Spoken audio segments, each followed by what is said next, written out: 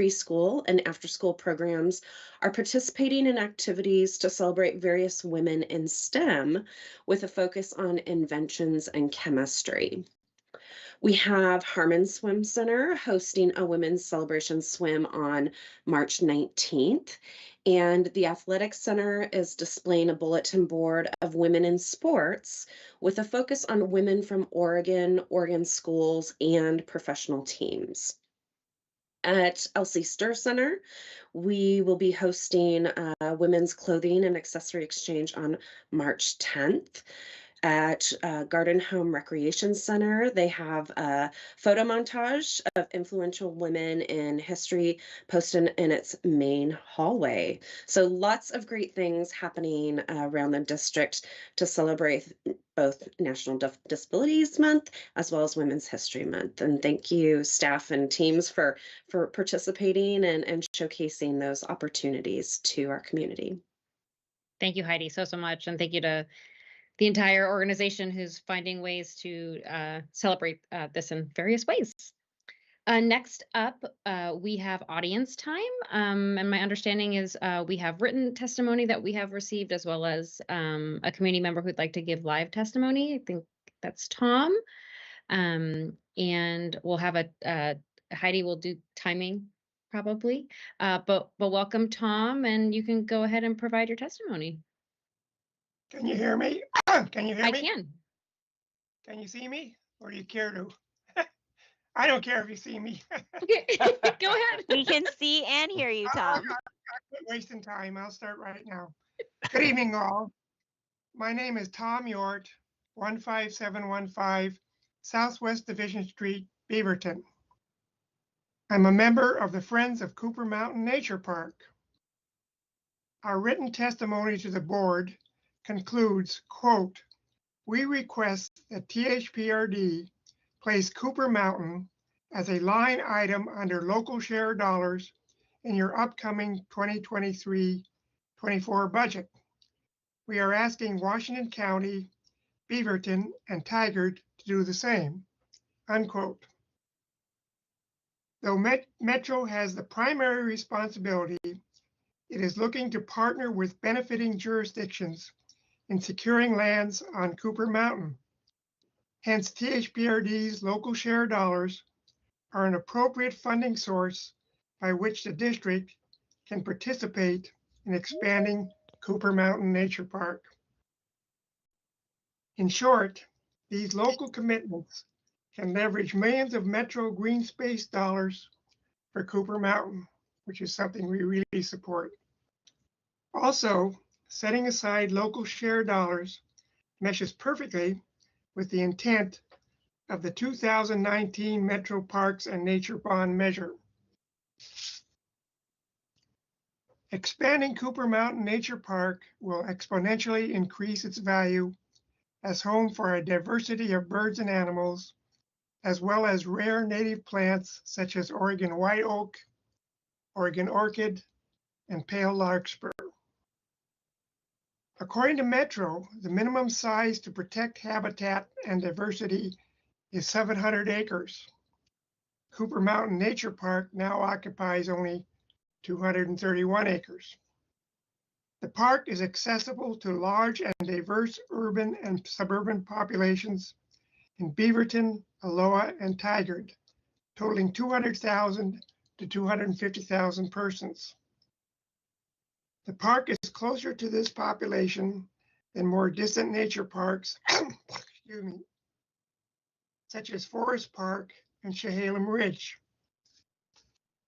Few, if any, large natural areas now exist near THPRD that are suitable for creating a nature park.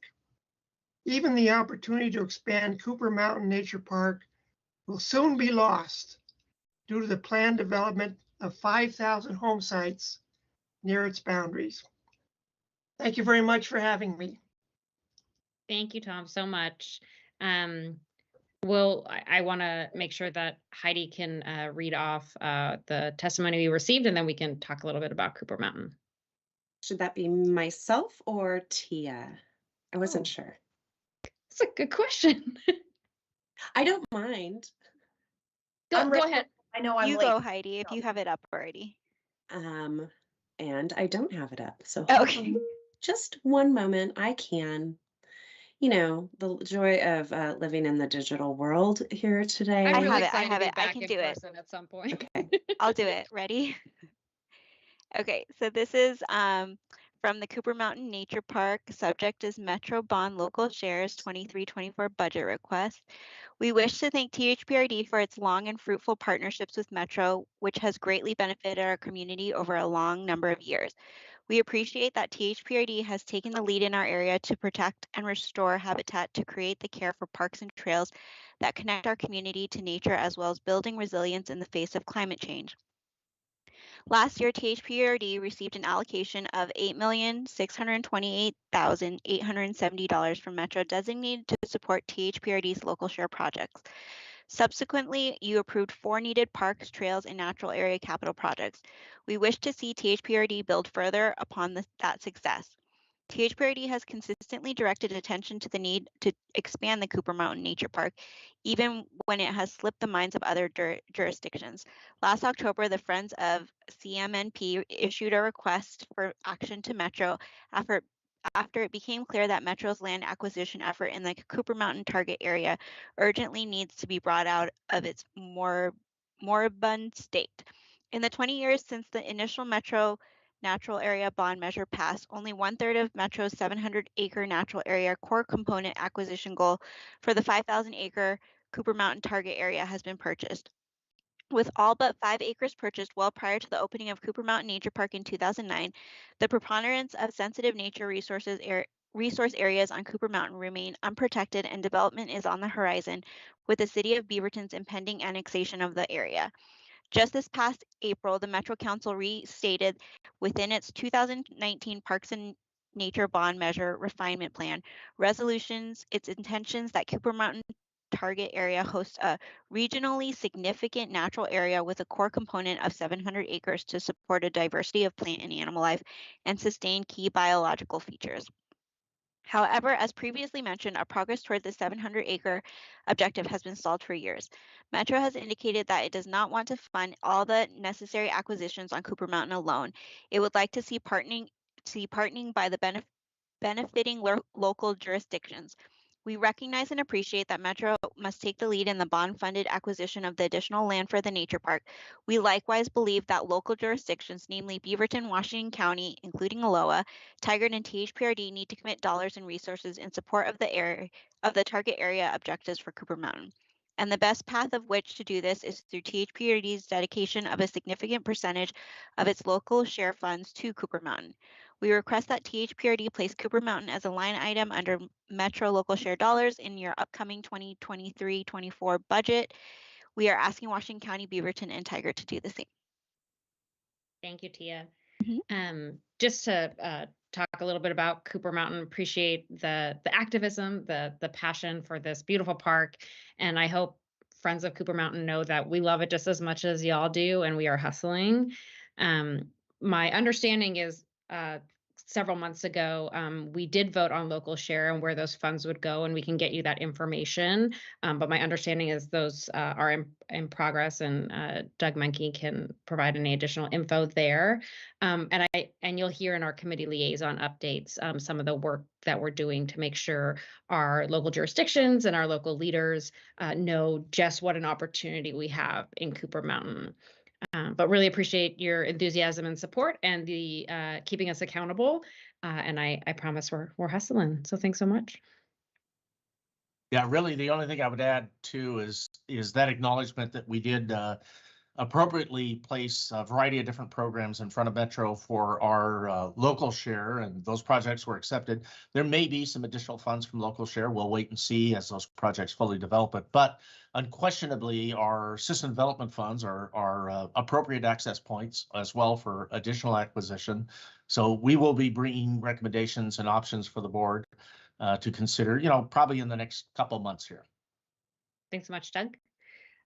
So that's it for audience time. So now we have committee liaison updates. Do folks have things they'd like to share?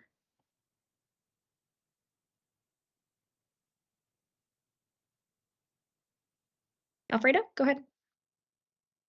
Yeah. So, yeah.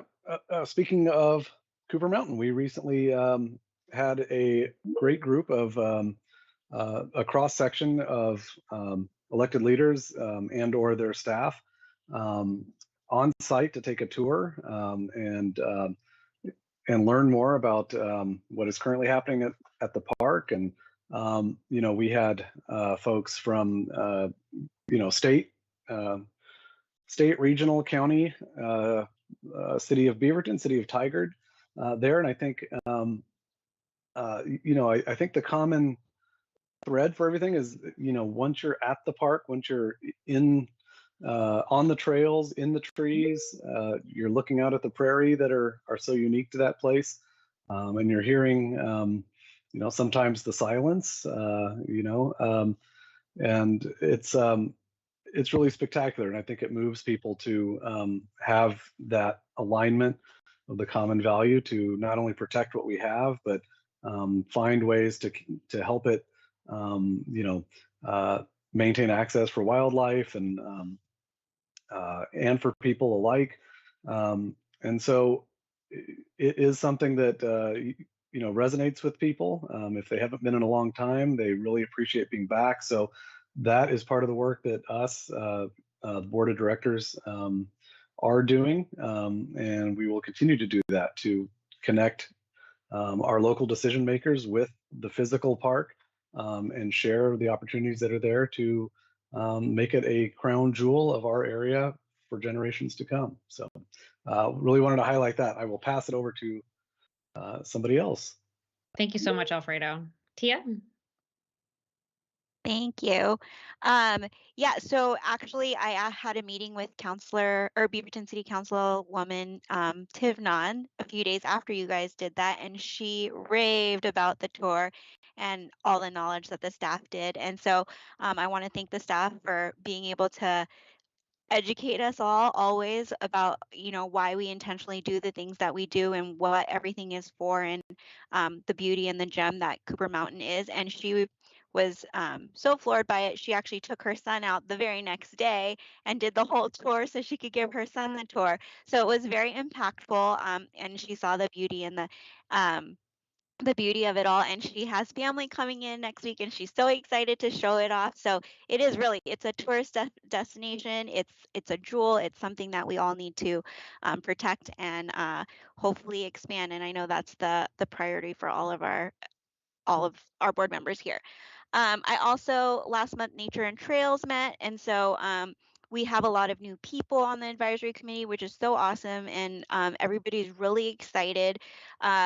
We had a review of the Natures and Trail functional plan just to kind of educate everybody, since we did have such a new group. So they had a lot of interesting questions, and they're really into learning all the things that are part of Nature and Trails, and then they kind of brainstormed different ideas of what they wanted to focus on for 2023, including ways to potentially get a grant for their advisory committee for certain projects, and thinking about future of our climate action plan.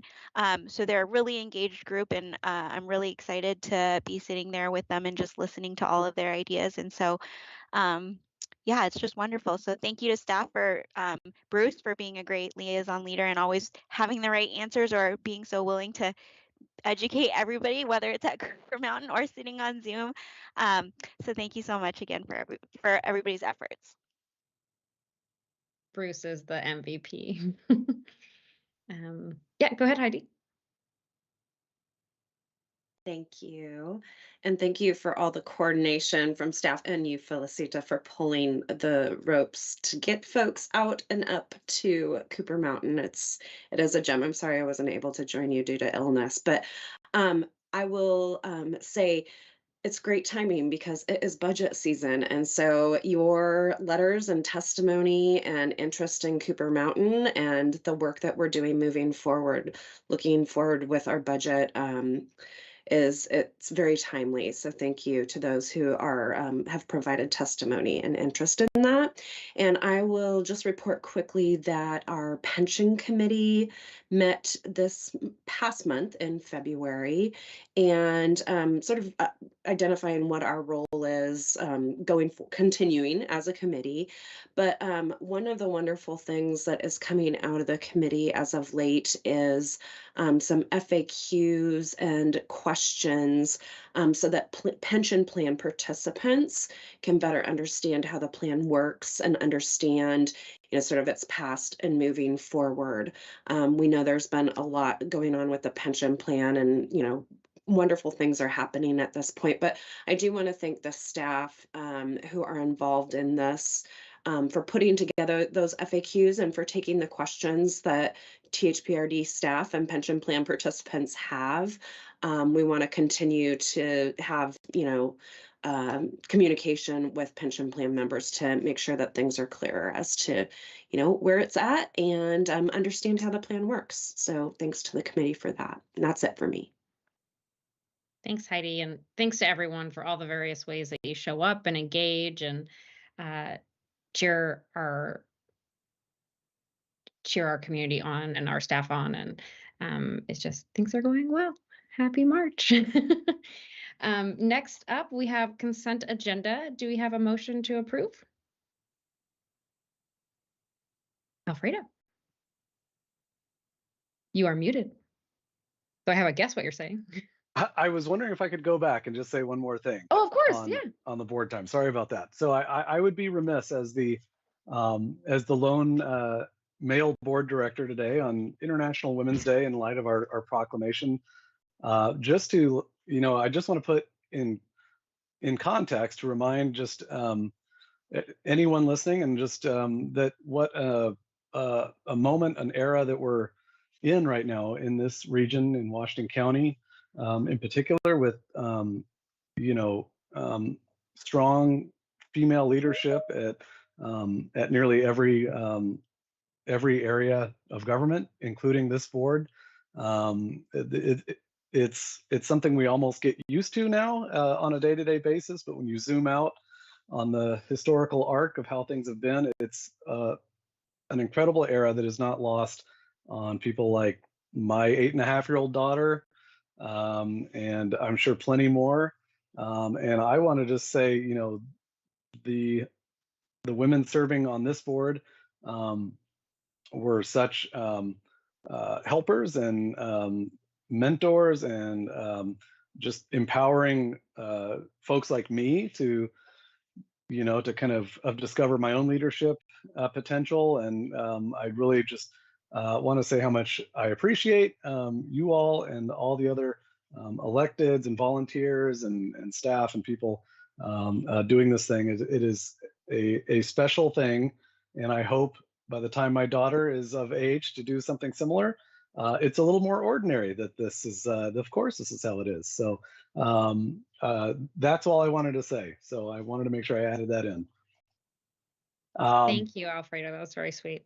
And Madeline could probably run in 9.5 years. So now's the time to start planning. Absolutely. And that being said, on more pragmatic business, I'm going to type while everyone listens to me to reopen my computer. Here we go. I would like to move that the board approve the consent agenda as submitted. Thank you. This Do is we have a Tia. second? I will second. Jessica, will you please take roll? Heidi Edwards, Yes. Barbie Miner, Yes. Tia Ping, Yes. Alfredo Moreno, Yes. Lisa de Monteblanco. Yes, thank you. Next up, we have unfinished business. First up, strategic plan development. Aisha. Yes. Hello, board members. Aisha Panis, the Deputy General Manager, and I am excited to introduce this presentation to you today that Bruce will be running through with you. And we're here today to talk about the next order of business following the adoption of the comprehensive plan, which was done just a month ago. And it looks like this. We have produced the document. It is full color, beautiful images, maps, ideas, and thoughts. And your copies are going to be coming your way very soon. But it's a beautiful capture of what we want to be in the next 20 years. And so we're really excited to have completed that phase of our process of really critical long-range planning for this district. And so we're here to talk tonight about what that next phase looks like. And for us, it means taking this document that is that 20-year vision for the future and saying, what are we going to chip away at in the next 3 to 5 years? And it's important for us to be able to do that because we've got to take these steps. And these little baby steps are going to help us realize the vision over the longer period of time. So Bruce is going to talk to you about how we intend to largely use the same information that we've got in that comp plan to bring forward those near-term items that we're going to be building our work plans around, and then how we want to report that out to you. So I will turn things over to Bruce, who's going to walk you through our plan.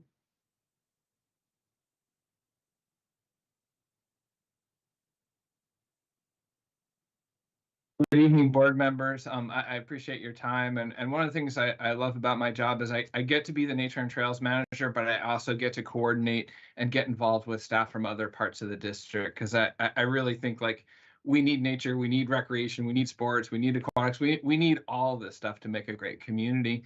And the strategic plan really helps us put those things together. Next slide, please.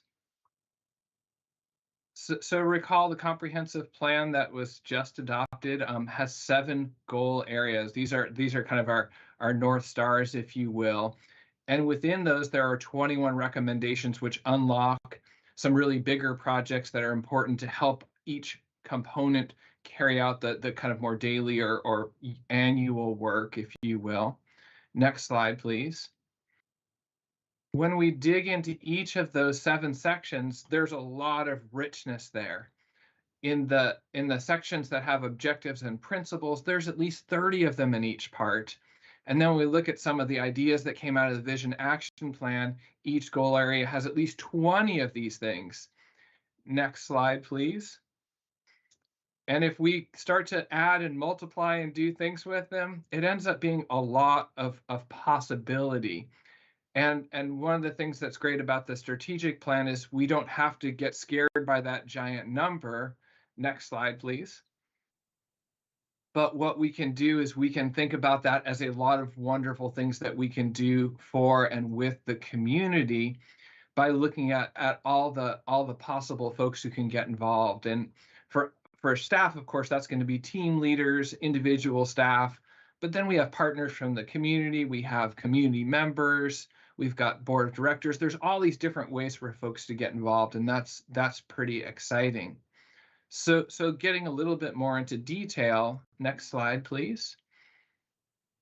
What we're going to do is we're going to take some of those recommendations that we talked about at the last meeting. Those will go directly into the plan. Those are kind of the easy ones in a way, because we know exactly what they are. On the next slide, what we're going to do is those staff teams who are going to lead each component of the strategic plan will go back in and choose specific items from the Vision Action Plan, from those objectives, and kind of hone down, so we really have a package of what exactly are we going to do over the next 5 years, instead of trying to do everything all at once, which might make us a little bit crazy. Next slide, please. And so this is a sample page of what we envision each of the goal areas getting. On the left side, there'll be those recommendations, and we're just going to outline the major steps that are involved under the milestones area. We'll have a cost figure there as well, just to get an idea, and it's going to be a ballpark. That's why we have these dollar signs there, just to give a sense of, hey, this is really going to take an investment to do, whereas some of the other things might be done just as part of normal operating procedures. On the other page there, where it says sample page 2, that's where we're really going to take a lot of those smaller bits and line them up. And we've kind of for now categorized them into 2 areas: core things that we do every day. A lot of things in the plan we're already doing, but we want to stay conscious about them. And then we're going to put in some stretch items, things that we're going to aspire, we're going to focus energy on, and maybe do things a little bit differently to accomplish. And again, each of the goal areas will have one of these pages. Next slide, please. And it's great to do all this work. It's even better to be able to report back to our stakeholders and say, hey, you trusted in us, you provided resources, you gave input. This is how we're going to report back to you and tell you what we got done. And so for each of those 3 areas that I just mentioned, we will report out in slightly different ways. Some of them are pretty easy to measure. For example, the milestones, there's going to be a product, there's going to be major steps we can deliver on. Under the goals and objectives and action items, there's going to be a variety of those. Some of them we can put numbers on. Some of them will come back with stories, with pictures, something that demonstrates that staff took to heart what was in the plan and worked with community partners, et cetera, to get them done.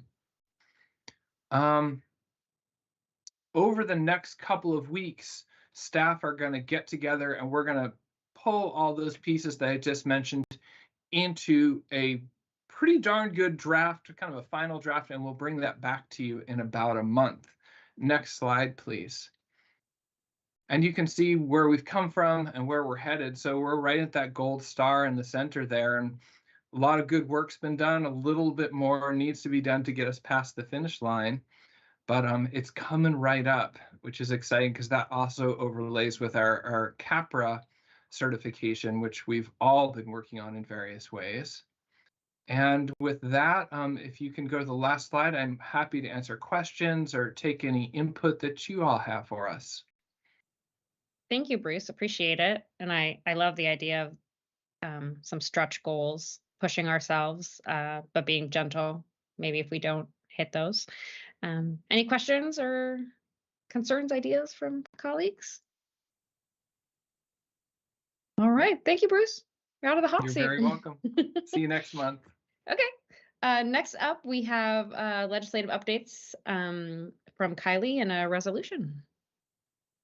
Yes, and so Kylie and I are going to split up some of this presentation tonight.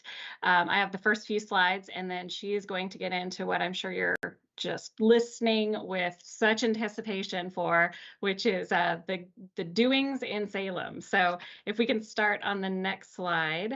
I just want to, frame up that this is an odd year. So we are in the long session year. So you know that on our even years, we are in a short session. This is the one that's the big one, started after right around Martin Luther King Jr. Day.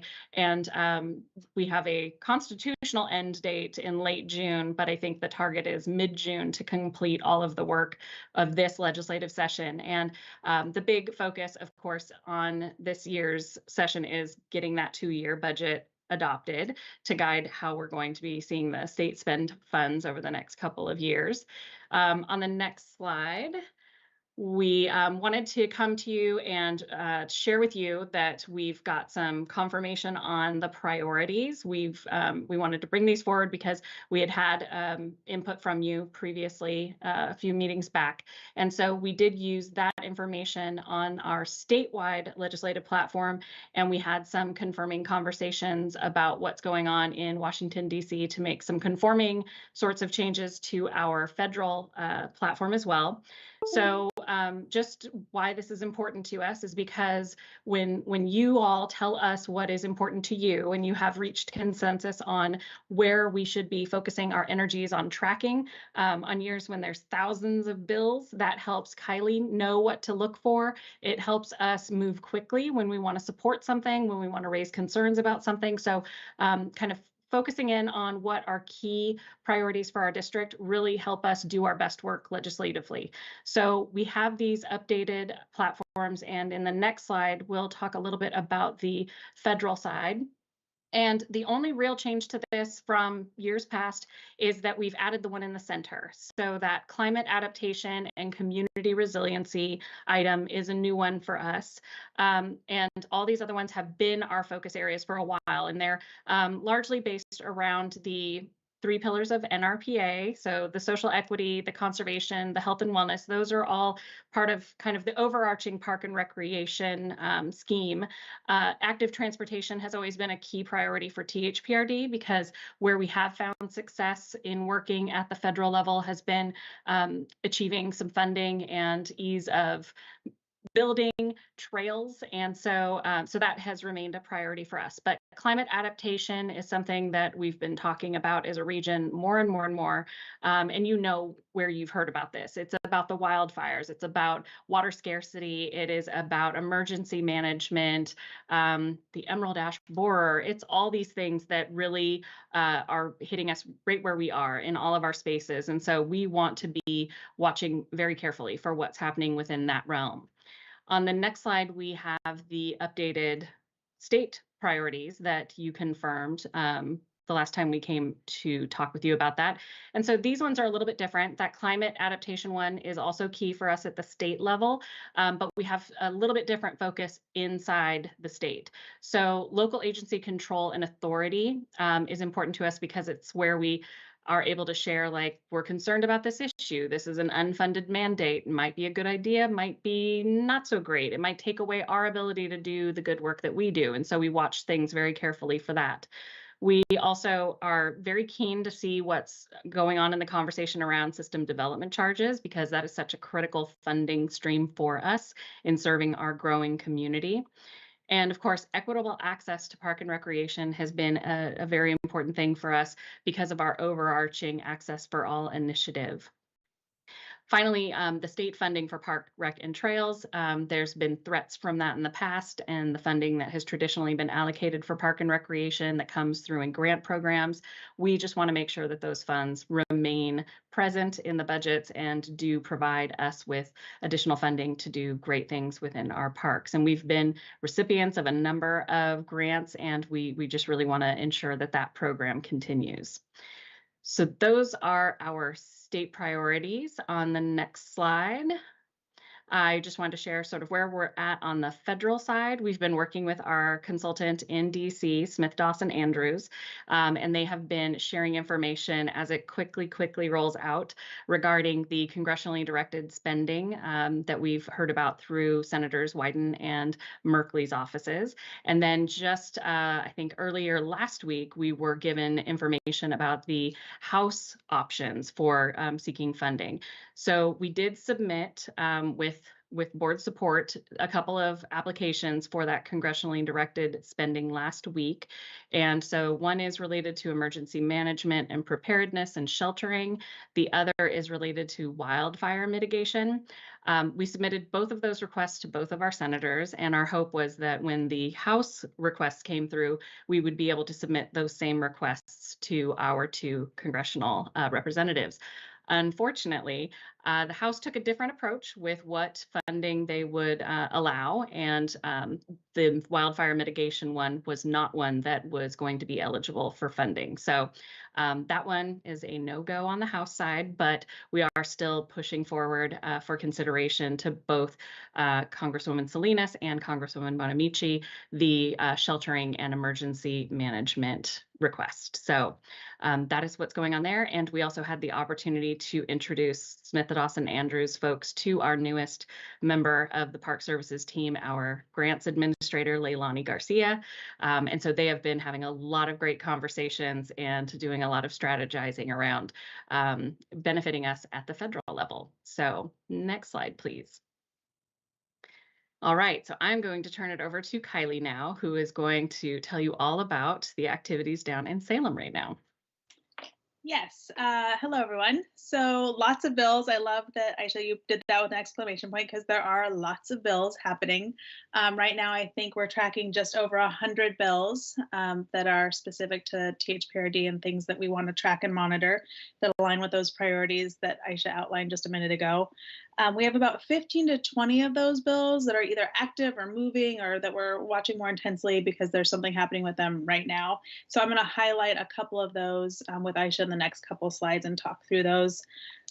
Very quickly, it's getting to kind of be a crunch time at the Capitol, because the first real deadline of March 17th is coming up, and that is a deadline for all bills to have been posted for a work session. So if a bill has not had a public hearing and has not had a work session posted on its status, then it is dead. dead as any bill can be, because there are always kind of ways in which to add them to different bills, but it does allow a bunch of legislation to be cleared from our different various bill trackers and whatnot, so you can really start to understand what the targets or priorities are of different legislators and the committees. And then after that, April 4th is the deadline for all bills to have been moved from their first chamber, whether they started in the House or the Senate. They have to have moved out of that original chamber. And that will be another opportunity for me to kind of help clear out our bill tracker and really see what are the bills we need to be focused on, and where are there concerns or opportunities within those bills. Next slide. Okay, so we are going to start with the local agency control and authority priority. So Senate Bill 858 is back.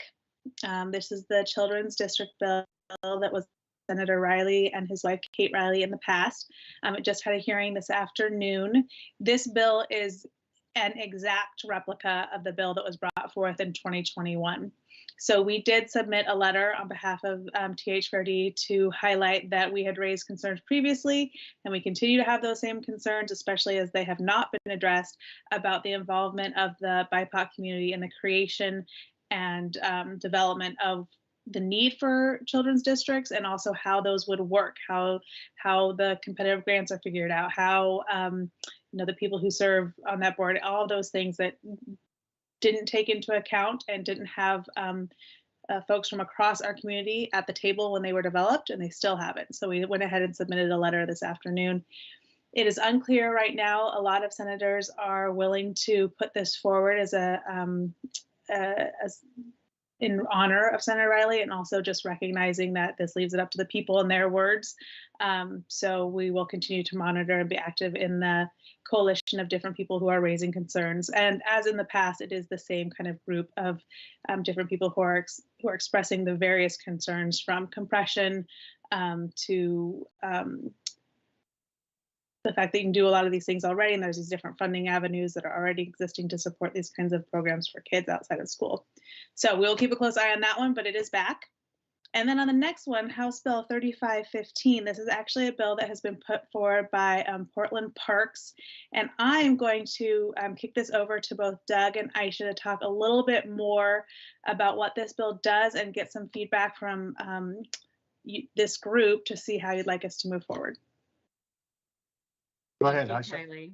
Yes, so this is a bill that the Portland has a representative on the ORPA legislative committee, on which I sit as well, and that representative had brought this forward to us for conversation. The intent is really to preserve and protect funding for Portland parks, and so the idea is that the special districts statute would be amended to allow a city that has a higher population, and right now this is the only one, Portland would be the only one that would qualify, that would allow a park district to be formed and still governed by the city council. And so the conversation at ORPA's legislative committee has really been, we love funding for Parks and Rec, but that's where it kind of then divides between folks that work for cities and folks that work for special districts, because the concern for folks that work with special districts is that we like the fact that we are governed by our own board, and we're concerned that changing up how you can govern a special district that provides these type of park services could erode that that relationship and that power and that benefit of a special district. So so there's just been a lot of concern and question about that. The Special Districts Association of Oregon is leaning towards opposing this. That's the direction we're sort of headed. So I don't think anyone wants to be opposed to funding stream that could be generated from this, but there is a concern about places that are near or in cities that could take this. If there's currently a restriction on a population of 600,000, what happens if the next amendment is for cities of 50,000, that you could do this as well. So so it's generating a lot of conversation. And I know that Doug and I have talked about it, and we've talked with folks from around the state about it. And we wanted to just bring this forward and get some input and answer any questions that we can. So I don't know if, Doug, you have anything more you'd like to add. other than we need to watch it closely. Would you like input now or after the full presentation? I think this is the primary one that we would like your input on. So if you'd like to offer it now, we'd be happy to take it. Yeah, you bring up all the, Aisha, you have the expertise, and I totally agree with everything you're saying. It's concerning. To me, this bill is like perfect example of intent versus impact. They want to do awesome work, and of course we want our friends at Portland to be able to have the resources they need to do wonderful parks work. I wish they had maybe reached out to us and could have learned our perspective on this, and the wonderfulness of having our own set of board of directors. I support if we, I mean, it sounds like we're leaning towards opposing. To me, there's some serious education opportunities here, because I feel like maybe some of our peers don't understand the potential impact of this, but I'm not opposed to opposing, I guess. Thank you. Any thoughts from other folks?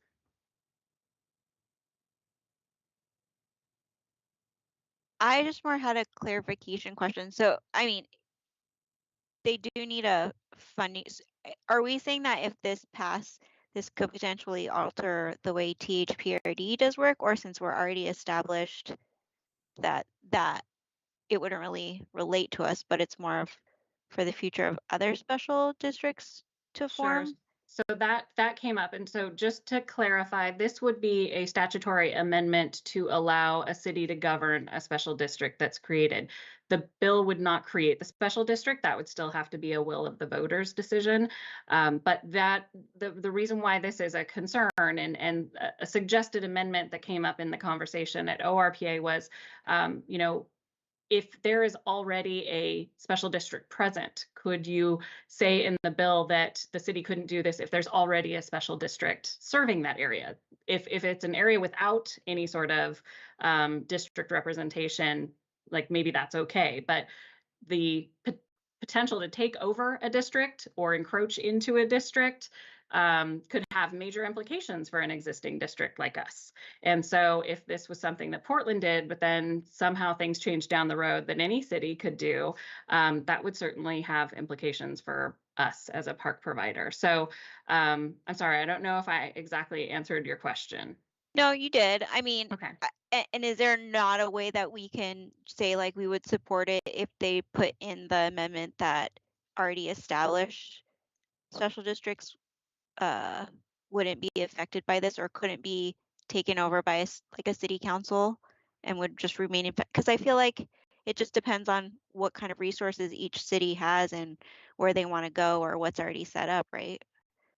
Yeah, and it was suggested at the last legislative meeting, and I haven't heard that suggestion was taken in. I think even with that amendment, at least Special District Association of Oregon would still oppose the bill. Okay. I think that it's important that we think about, like, not today, but 20 years from now, right, of what this could be. I mean, it's hard to envision right now that the city of Beaverton would start their own parks district, right? I don't think they would do that. But 20 years from now, I don't know who's in charge. I don't know the state of the community, right? So I think, yeah, I don't love this bill. I love the intent. I love the intention. Well, I think part of what you brought up is happening, that education piece.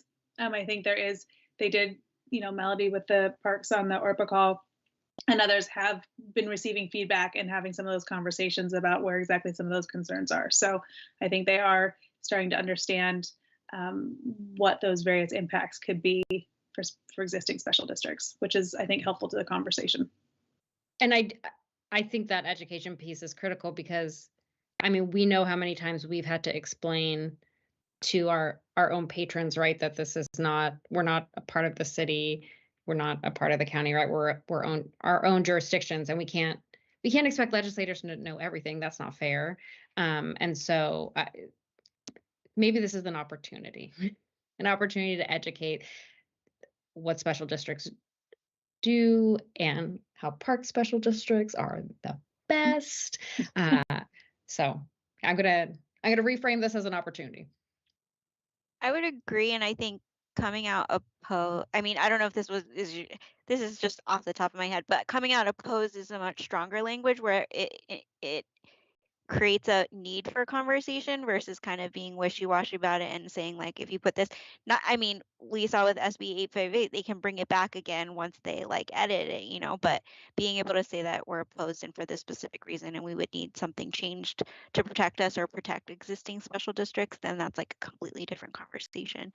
But I would support being opposed to it for as it states right now. So I'd agree with that as well, Tia. That's well said. Barbie, jumping in here, I agree with my fellow directors as well. Slippery slope. Exactly. That is what we've heard. Yes. Yeah, no further comments from me at this point either. Thanks. Okay. Thank you very much for that. We don't anticipate digging into each one of these bills the way we just have. So we appreciate your time on this one. And Kylie, go ahead and take it away with the rest. Great. So I did put just a couple others that are in this bucket because this bucket is actually very active and there's lots of bills here. So just some of the other ones that are bubbling. House Bill 2011 is actually an ORPA bill. It's about increasing penalties for assaults committed against parks and recreation employees. That one is likely not moving this session due to a couple different some of the politics around it, but also there's a number of bills that do this for different workers and trying to figure out what that would cost and what that looks like. So not dead yet, but concerned about that one. But it is one that we're monitoring and working with ORPA on. The next bill, 3205, has to do with the exemption for hiring and hiring bonuses and some different things as an exemption to pay equity as a way to entice and increase ability for different agencies and actually businesses and different folks to hire people, especially around the COVID pandemic. It became a real problem. And so there's a large group of folks who are seeking to extend that exemption to help with hiring of people across the state. So we're watching that one. And then Senate Bill 754 is an interesting one, and I'm not sure if it's going to move or not, but it has to do with recreational liability, and it's really at the behest of the ski industry. The difference kind of between recreational immunity, which is what happens when you don't pay a fee, versus the liability issues when you do. But there's some interesting things that the bill has presented. There was like a retroactive piece where they could look backward, and that we had some questions around that. And then there was a very interesting point made in the public hearing that was held a few weeks ago that had to do with a situation that happened at an exercise facility and the childcare there, and an assault happened there. And had the opponents or people who have concerns with this bill think that that individual might not have been able to be held liable for his actions were this bill in place because of the wording. So I don't think that was the intent of the drafters at all. So we're continuing to monitor and see where this one ends up. But as of right now, there's too many questions for us about what this would actually do. So those are just a handful of the ones in this bucket that we are tracking and have some conversations on. We can go to the next slide. So system development charters. This one's really amped up in the last few weeks. So House Bill 2984 allows for the conversion of commercial buildings to workforce housing. And part of that, it prohibited local governments from collecting SDCs on those conversions. THPRD submitted a letter specifically about the parts of the bill that reference SDCs and really noted the importance, what they for the district around collecting SDCs and some of the nuances around commercial development as well. We were not the only ones. that had a lot of local government entities also concerned and expressing that that's just, if we're doing a commercial conversion, that's a lot of people, right? That's probably a denser area. And those are some of the folks that need Parks and Rec the most. Those outdoor spaces, those natural spaces and whatnot, and also just the impact of the system represented by taking, a big store with maybe 2 toilets and all of a sudden putting in 20 toilets. That's going to have an impact to the system and somebody that needs to be paid for to make sure people have the infrastructure they need. So that's that bill. House Bill 2260. So this was a placeholder bill from Representative Lively, who had led the conversation in previous sessions around system development charges that ultimately led to the big study that came out with the final draft in December. He wanted to do something to address SDCs and look at this, and I can tell you that it was supposed to have a hearing tomorrow, and it's already been pulled, and he does not see this bill moving forward. The intent behind his bill, again, was a good one. He wanted to figure out a way to have the state reimburse local government entities that provided discounts for affordable housing. A couple things. He didn't include special districts as an entity that could seek that reimbursement. He also, the bill made it, I shouldn't say he, the bill that was drafted also made it so that if you already had this sort of policy on the book where you provided discounts, that you weren't eligible. This was only for people who were, for these cities that were putting in a new policy that they had not done before. And then the formula also got a little bit weird and nobody could quite figure out some of those things. And so he didn't feel like it was written exactly the way that he wanted. And it had caused a lot of like, this sounds good, but wait a minute, there are a couple details that we need to discuss. So he's looking to probably do a work group after that first chamber deadline to discuss system development charges, because he really does feel like there's something to be done here in support of affordable housing, though he does not look to do a bill this session. So I told him we wanted to be monitoring that and we have some expertise in this as far as parks, SDCs, and special districts. And so he has us on our list to contact once he decides to go down that road. SB 998 has another piece related to SBCs that's part of a big housing package. Some of the things that are happening with House Bill 2001, which if you're following the housing conversation, is one of those big omnibus bills that includes the Oregon housing needs analysis that's a lot of work and complexities. It also relates to the governor's 60-day package around homelessness and housing that's coming out. So that bill is one that we're not sure if that bill on its own is going to move or whether it's going to be part of a package and to what extent SDCs will be part of it. So that's kind of a big conversation where we're watching that one piece to figure out where and when we might want to, if we need to become involved, knowing that all of the big kind of associations are also really involved in some of those conversations and the negotiations on those packages. So next slide. And please do pause, like ask questions as I go. I know I'm just talking because I realize you've got a lot of things on your agenda to get to. So equitable access to parks and recreation. House Bill 2717 caused us a little bit of a pause because it looked like it's creating a new licensure for outdoor preschool programs, and the base bill, the way it was written, might have required THPRD to have to go through a new licensure process and fees, but then they rewrote it because they realized there was some confusion in the bill, and it clarified that as a special district, as a unit of local government, and as recorded programs, we are not required to go through that new kind of licensure pathway that they are creating for those outdoor preschool programs, which are wonderful. And it's lovely that they're able to create that. It allows more access. It allows them to have some more dollars to be part of Preschool Promise to get more kiddos able to fill some of those slots. So good bill. We just weren't sure what it would mean for us had we been involved. The next one is House Bill 3212, and a lot of times you'll hear me talk about a study bill that's just a placeholder. It's going to get adopted or amended later in the session. This one actually is a real study bill that he really did. The advocate, Representative Reschke, really did want to kind of look at the use of e-bikes on public trails. ORPA is, the legislative committee is figuring out whether or not we would like to work with him on some amendments to clarify what that study could really be that could be helpful to ORPA members around getting some consistency around the laws and rules around e-bikes on trails. And also, one of the members on the ORPA legislative committee brought up the issue of equity, that for a lot of people, e-bikes are a mode of transport and a way to get outside that others don't have. And so it would be helpful to also think about that in any sort of study to look at the equity issues that are involved as well. So we are trying to figure out whether or not, if we make those amendments, if this bill has any legs or how dedicated kind of Representative Reschke would be or whatnot. So that is a continuing conversation. And at the bottom, I restate what I said earlier, but there are a lot of moving parts around housing and homelessness supports and services, and we are monitoring those both through ORPA and just on our own.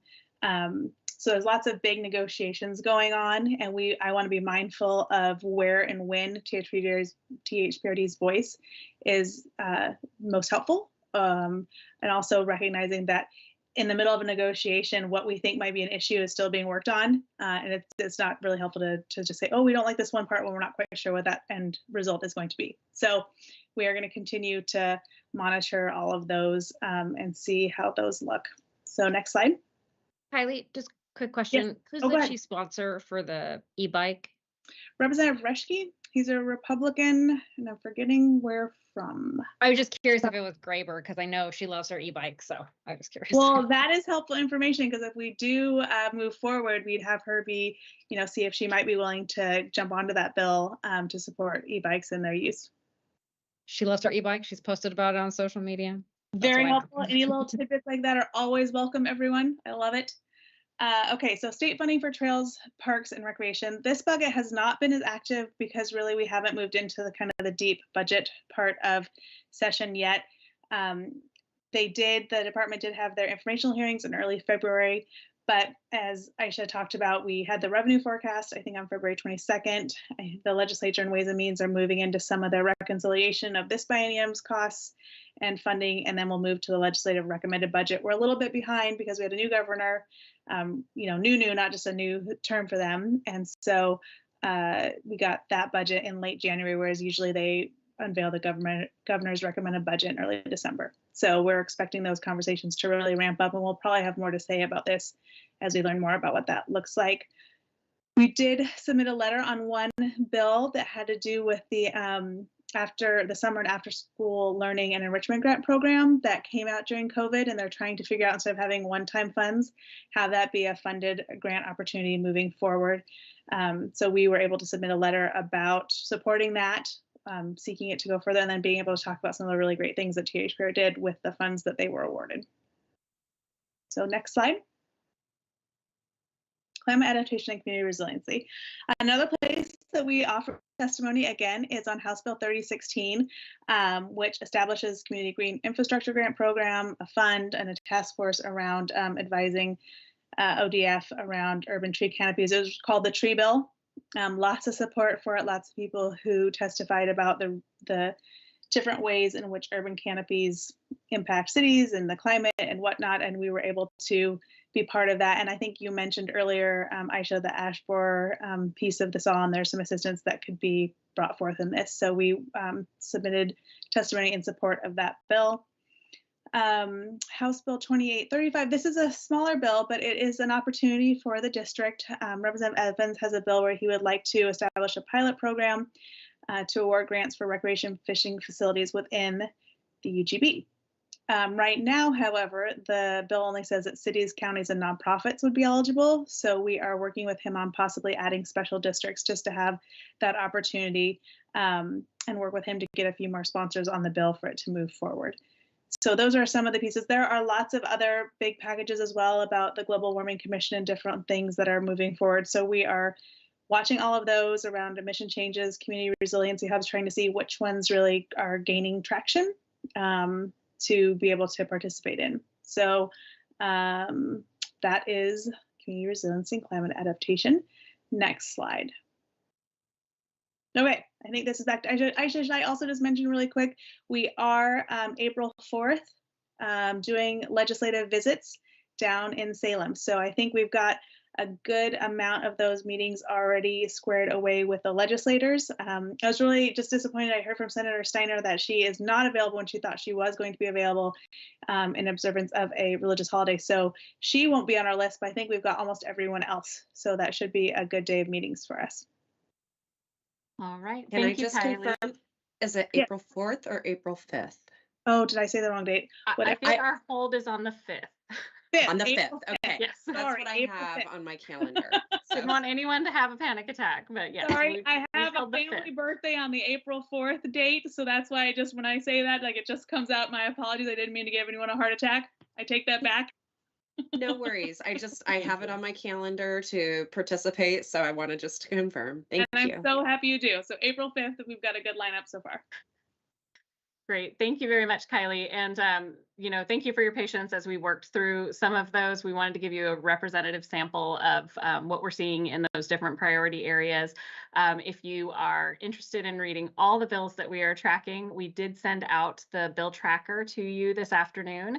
And so all of these bills are listed on there, as well as other ones that we've been keeping an eye on. So if there's anything on there, we certainly didn't expect you to read that tonight in advance of this meeting. But if there is anything on there that you want us to dig in further on, or have questions about, we're always willing to have a conversation. So just let us know if that's the case. We're moving into the next and final part of this presentation, and it's about the ask that we have for you tonight, which is the consideration of a resolution that would maybe streamline our process a little bit. And so the resolution that we've shared with you is one that really defines more straightforwardly and formally the process that we go through when we're talking about legislative advocacy. So what it does is really describes those legislative priorities, both at the federal and state level, that are those approved by the board, key interest areas for you. It talks about what the process would be for going through our review of these bills and then determining sort of what direction we should take, whether we oppose, support, etc. And then defines a reporting process as well, so that we can continue to keep you updated as things evolve. And then one thing that we think could be very helpful is that it identifies what district officials that are eligible to speak on behalf of us, who those folks would be. And so if you go to the next slide, I just want to go through a couple of bullets here for you all. So what this process would look like is that, as we do now, we would be reviewing these pending bills. We would continue the conversations we're having between our agencies, other agencies, ORPA and SDAO. We would make a recommendation on a position, and that's what we're doing now by, bringing forward these items to you to say, do you want to sign off on this letter or not? So we will indicate whether it's something we want to support if amended, oppose unless amended, or if it's not clear, what we would do is bring that forward to the board. But if we have bills that are coming forward that are very clear what our district position would be based on those legislative priorities, this would allow Doug to work with the president of the board, who's the legislative liaison, to make those calls, and we can streamline our process and speed up our process of being able to provide this input, and it would just take a little bit of the processing step out of it. So again, if there were any question about whether it fit with our priorities or there were some concerns, we would always elevate those items to the board. But we're asking for you to consider this resolution to allow us to move quickly on these changes as they're happening down in Salem. So I'll pause and see if there are any questions.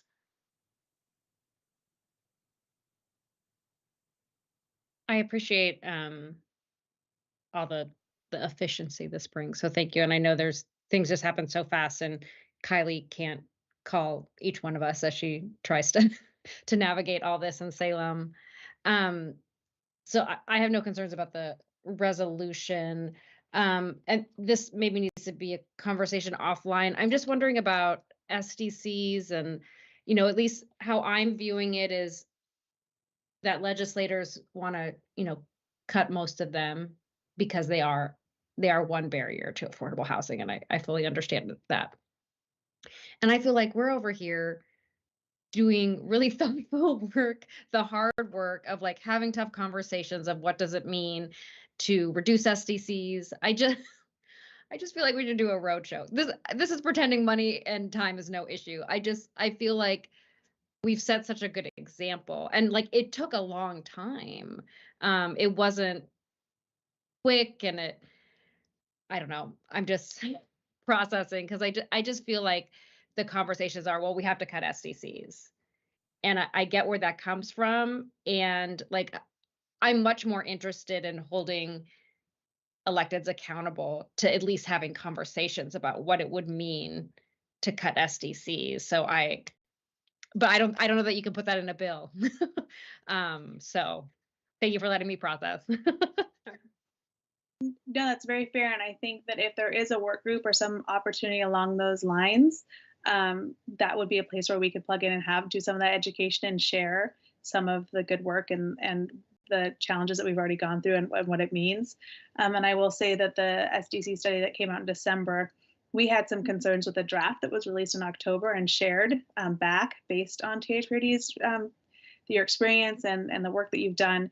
And there were some changes based on all the feedback, recognizing the critical role that SDCs play, particularly for Parks and Rec, and the costs that are associated with that. So we've been able to influence some of the things that have already come, and we're set up. We're poised to be part of the conversations going forward. And it is just a struggle because the SDCs, it's an easy thing to point to, but then when we think about the available revenue streams to be able to do that critical infrastructure, there's just not a lot. And until you sit down and really think about some of those, what the financing and the funding is, you don't see how clearly what we're talking about. And it gets to be the big, huge issues of how all of our kind of property taxes and all of that stuff are intertwined and what's available and not available to local government. So it gets to be a big conversation really easily, but I can completely appreciate that sentiment and wanting to be part of whatever solution there could possibly be. Well, thank you, Kylie and Aisha, for all your hard work on this. If there's no other questions, then we can entertain a motion.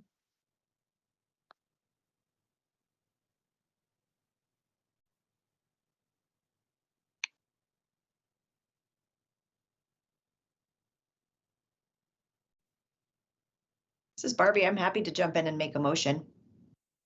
I move that the Board of Directors, all right. I move that the Board of Directors approve resolution number 2023-03 to establish legislative advocacy procedures and advocacy priorities. This is Heidi. I second. Jessica, will you please take roll? Tia Ping, Yes. Alfredo Moreno, Yes. Heidi Edwards, Yes. Barbie Minor, Yes. Lisa de Monteblanco. Yes.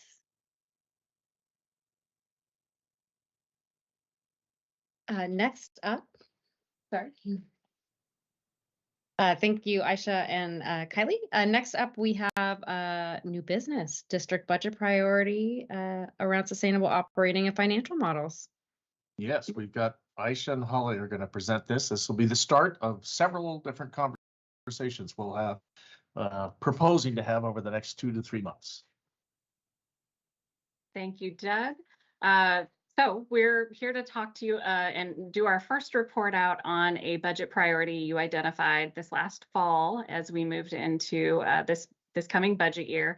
And one of the key things, and something that came out of our comprehensive plan as well, was the development of sustainable operating and financial models. Something that we have been noticing is all around us, and you'll hear more about this during the presentation, that agencies all around us are finding out that things are changing for them, and COVID changed things. And so we knew that this was a topic that was going to be something we needed to focus in on, and that's why it became a priority and a recommendation. And so we wanted to talk through sort of what our thinking is around this topic. On the next slide, we wanted to talk about why are we prioritizing this future budget? And the fact of the matter is that over time, our expenses will be overshadowing our revenues. We have a set number of dollars that come to us through our tax base, and we have revenue that comes from user fees, and that particular bucket took a major hit in the pandemic, and we've been slowly building back. But as we do that, and as we have some pressures on these revenues that are coming in, it really put a point on the fact that we need to think about how we allocate our funds now, how we're going to realize this vision that our community has for us for the future, and how we stay within the constraints of our budget at the same time. So on the next slide, we wanted to point out a few of those factors that are really affecting the budget pressure. And the pandemic was the huge one. This is sort of an order of magnitude description that we're trying to share with you. And what we know is that closing down numerous facilities for quite some time had an impact. We also know that things have changed and desires have changed from our community. And so people are participating with us in slightly different ways or haven't yet felt comfortable returning. And so that has an effect on those user fees collected that power part of our budget. We have talked with you as every part of our revised spending plan presentations, every couple of months, we come back to you and talk to you about our challenges in hiring. The labor market remains very difficult for us, and the ability to bring in staff is really what allows us to offer the sorts of programming that we have offered in the past. We've talked about, the pressure from pension funding. We've talked about having to raise our part-time pay scales twice in 1 year. In 2022, we did raise our part-time wages in January and also again in May. And those were 3% increase in January and a 5% increase in May. And that was intended to try and capture the folks that we needed to help us pull off our summer program with that higher bump mid-year. And it worked to some degree. We were able to offer more programming over the summer, but it remains a pressure. And we see that we have neighbors to the west and to the east that are paying lifeguards, for example, substantially more than we can afford to pay. And those are, dollars, $4.50 more an hour in some cases. And that is just an extremely challenging thing to compete with. We know inflation has had a major issue. We put new parks and trails on there because while we have SDC funds to build these new parks and trails, our operational dollars don't increase because those are now there.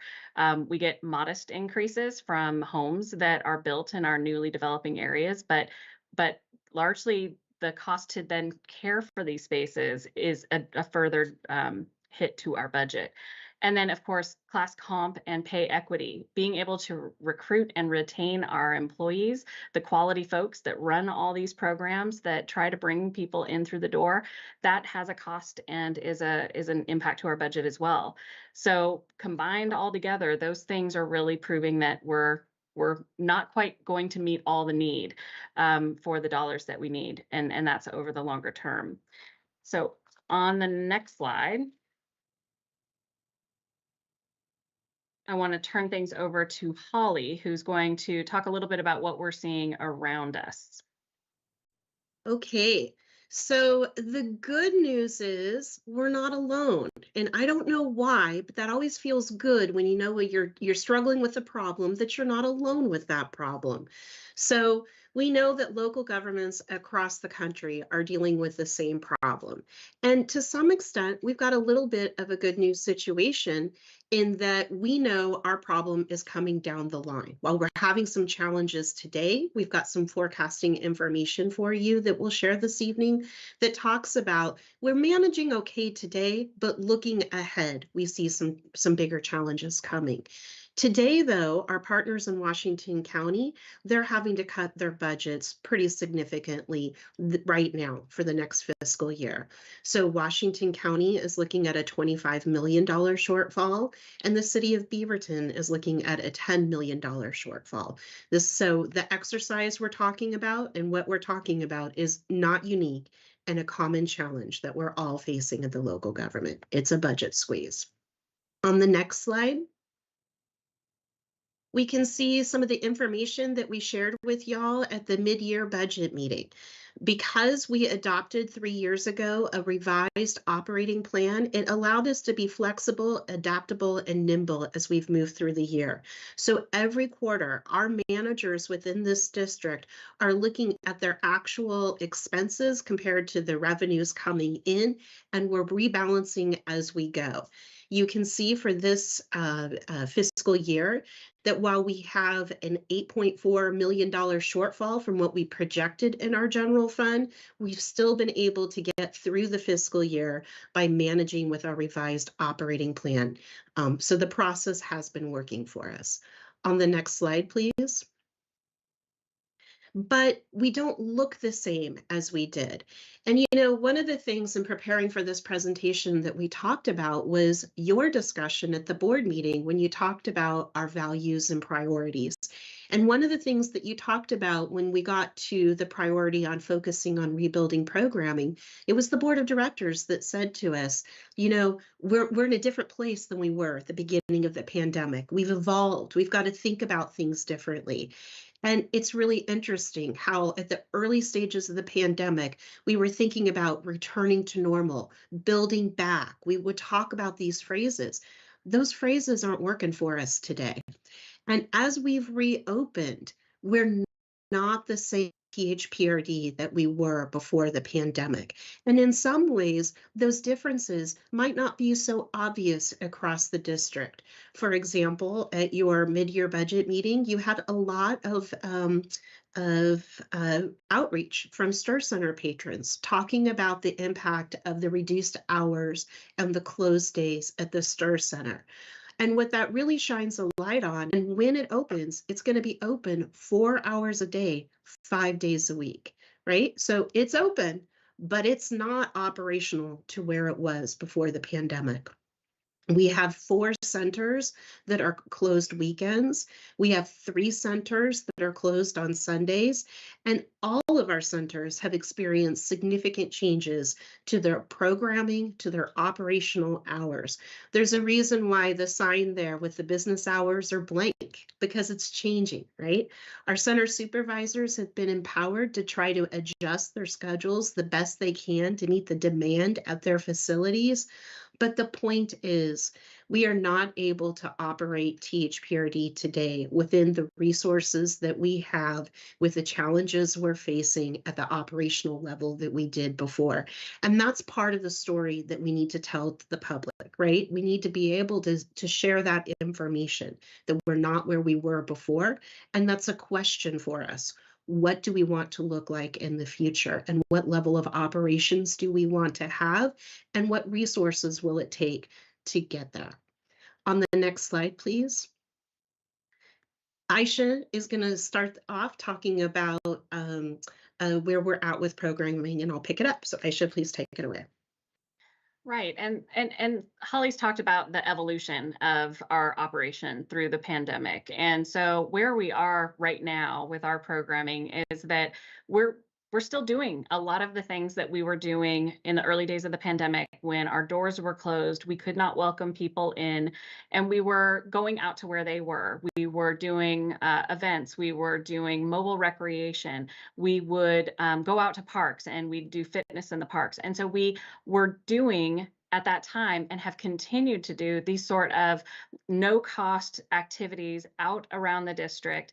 And we've seen great dividends from this. We've gotten great support from the community for that.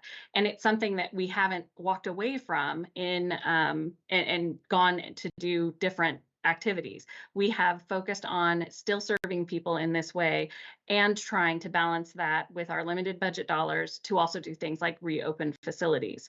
So what we do know is that our staffing numbers just overall mean there's going to be less programming options. We've had to put up a message at every registration day that our ability to provide swim classes is very challenged by the lack of swim instructors that we have, the lack of lifeguards that we have. There are certain areas in our organization that have been hit a little bit harder than that, and those mean less programming options. And so Holly's going to talk about a few of the other things that have developed during the pandemic that are things that we truly believe are leaning into our values, that are still providing value to the community, but these things take resources from our organization. So Holly, go ahead.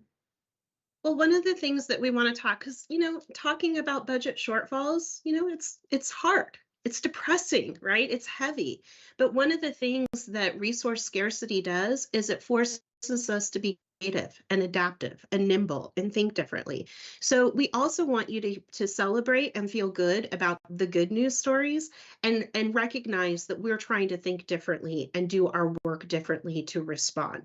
So for example, I think one of the great stories coming through the pandemic is how we were able to expand access to the folks in greatest need in our community. We have seen triple digit increases in participation in Centro de Bienvenida because of our adaptive changes to the program, allowing a pre-registration, moving it to a full week instead of at 8 a.m. on registration day, working with community partners. We were able to expand our financial aid program by not only increasing the dollars that can go to each individual family, family and participant, but reducing some of the systemic barriers that allowed them the choice of how to utilize those dollars and what services to go. So we're expanding our financial aid access. We're increasing utilization of programming for those in most need in our community. While we weren't able during the pandemic to put on large scale events that the community has loved in the past, what we were able to do with a smaller events team and less resources was put on more culturally specific events, co-produced with partners that really got at the heart of what people were asking for in the community vision. So the point being that even in times of resource scarcity, we are looking to our values and figuring out how to expand access to those in the greatest need, how to follow through on the direction from the board and the community, and doing those things, seeing really meaningful results and changes in people's lives, even in times of scarcity. So we want you to hold on to that positive notion as we talk about the future, because we've got lots of ideas on how to continue to do that. Next slide, please. So with this slide, we just want to bring this forward again. You've seen this exact graphic a number of times, and this is continuing to be a big impact on our operation.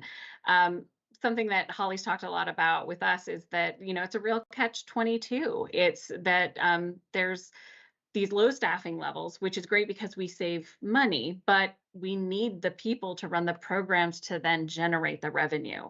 And so that has been our big challenge. We've been able, like Holly showed you with our revised operating plans, we've been able to manage this shortfall in our programs and try to slowly rebuild over time. But we've done that because, you know, if we're not running the programs, we don't have the cost of the employee. And so this is a way to have managed that funding stream.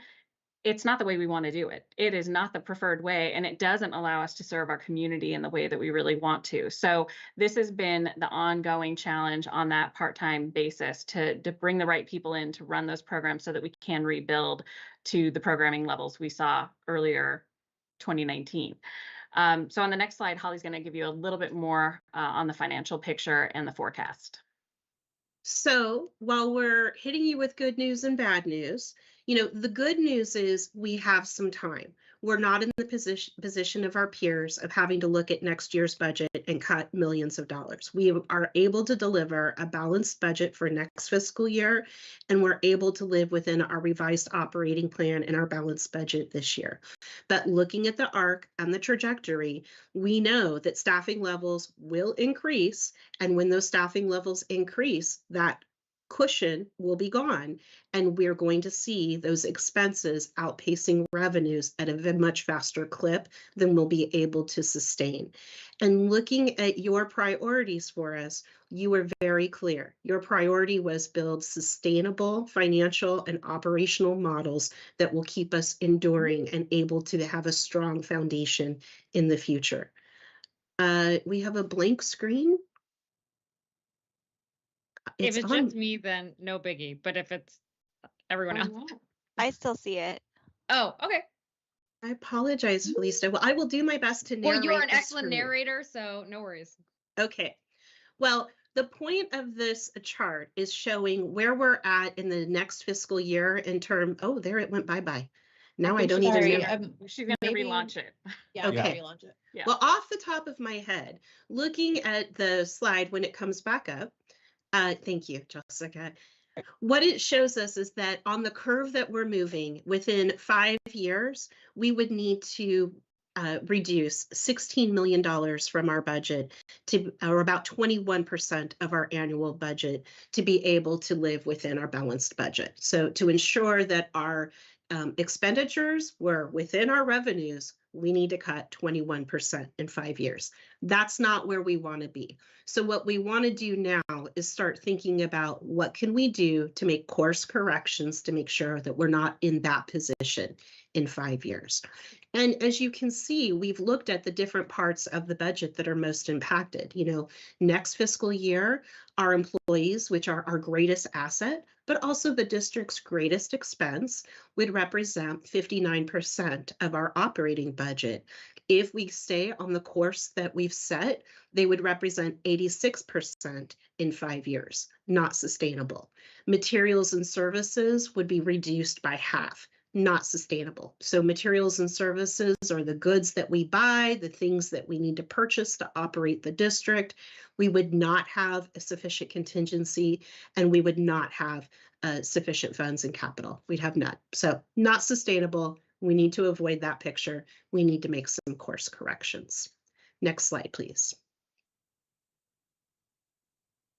The good news is we've got time. We've got time to build a plan of action.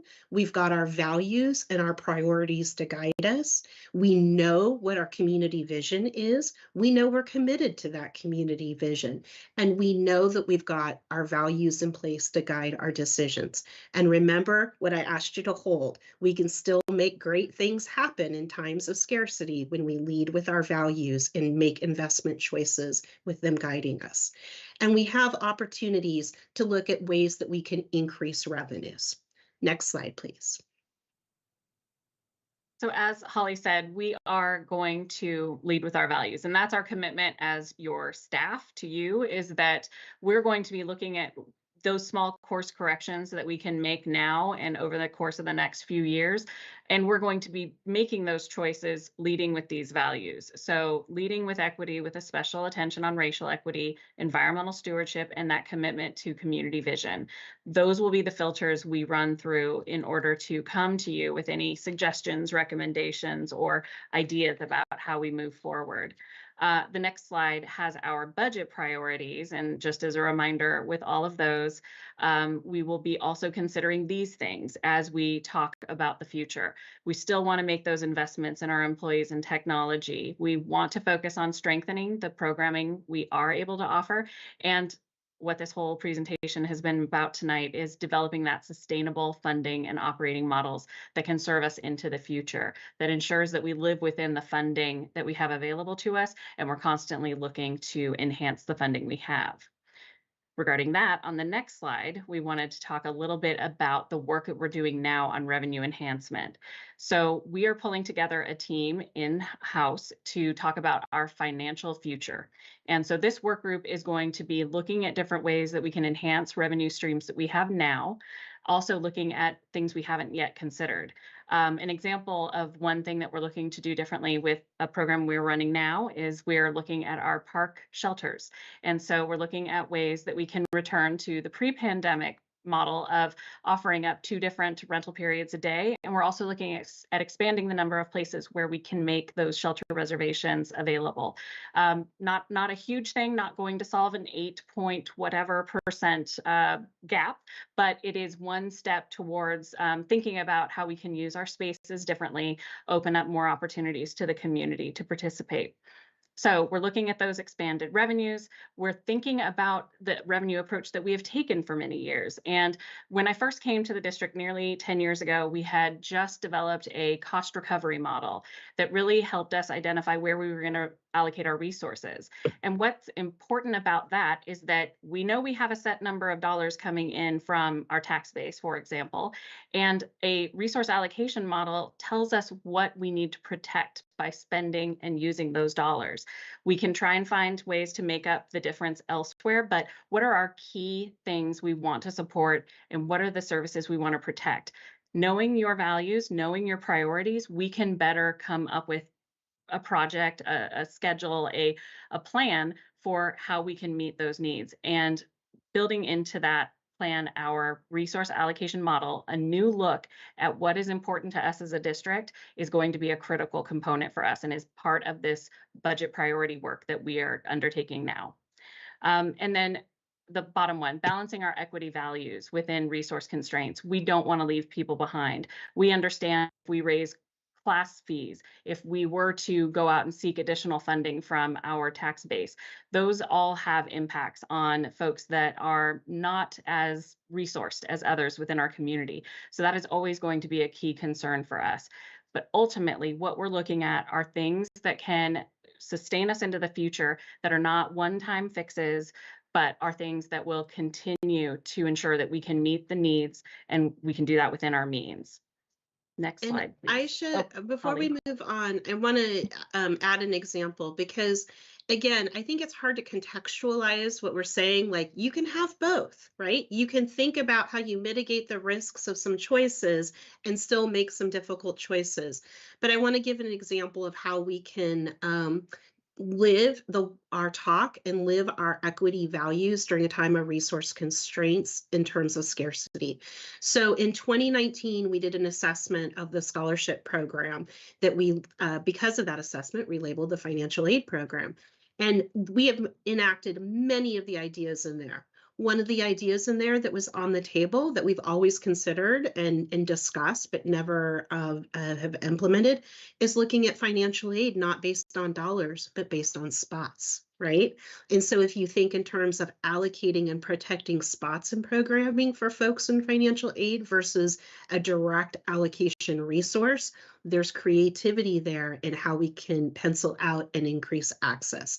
So these are the things that we're going to be holding ourselves accountable to as we move through this process of having to identify ways to increase revenue. We're going to constantly be putting up bumpers on ourselves to be talking about. But as we do that, how do we ensure we're not pricing out, and how do we expand access to the most cost sensitive members of our community to ensure their access to THPRD?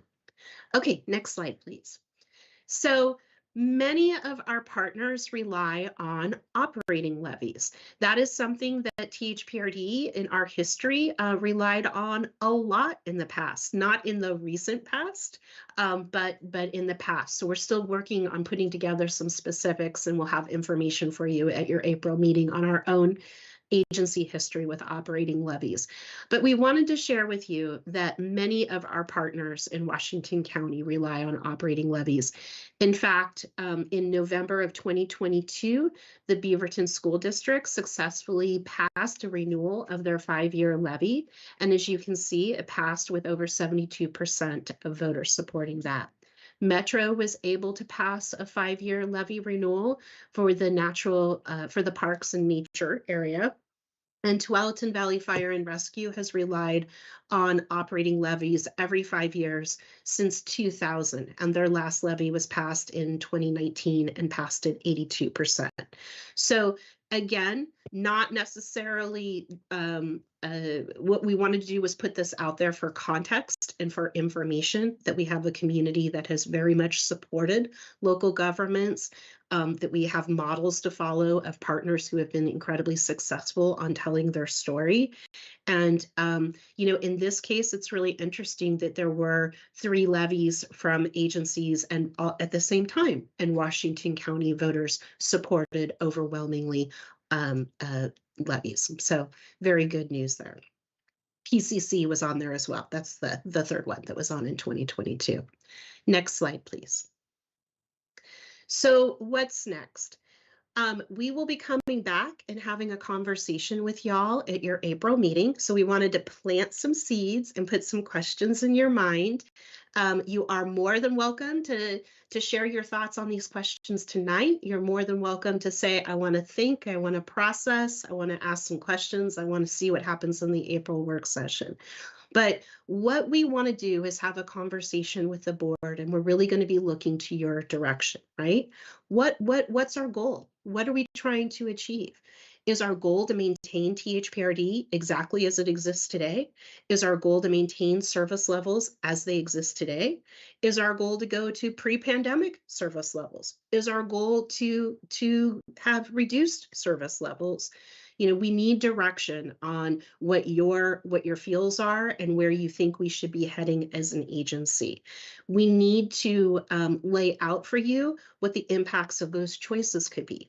So right now, each division director has been working with their managers, and they're putting together information about if in 5 years we had to live within a reduced budget, what would the district look like, right? So we'll be able to come to you in April and talk about, well, if we have to cut our budget by 21%, this is what the district would look like. This is how we'd be different.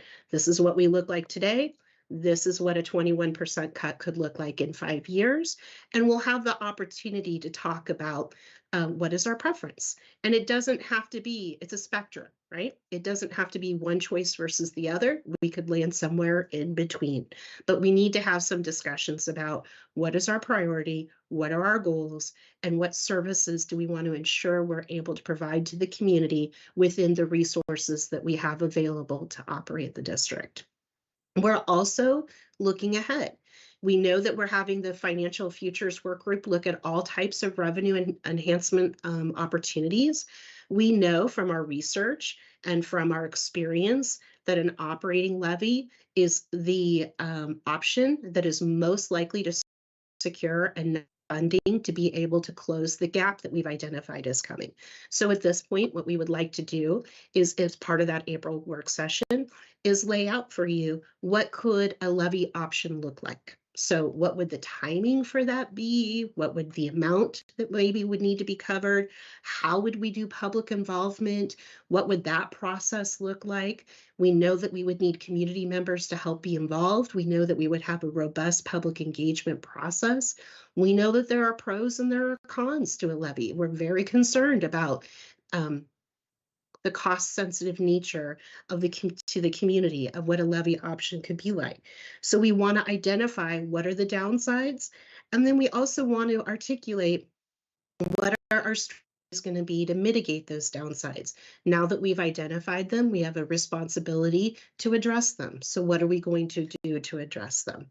So that is the process. We don't want you to feel pressured. You know, our intent is to take much time, as much time as we need to move through this process, and to really focus on our strengths and what we have going for us.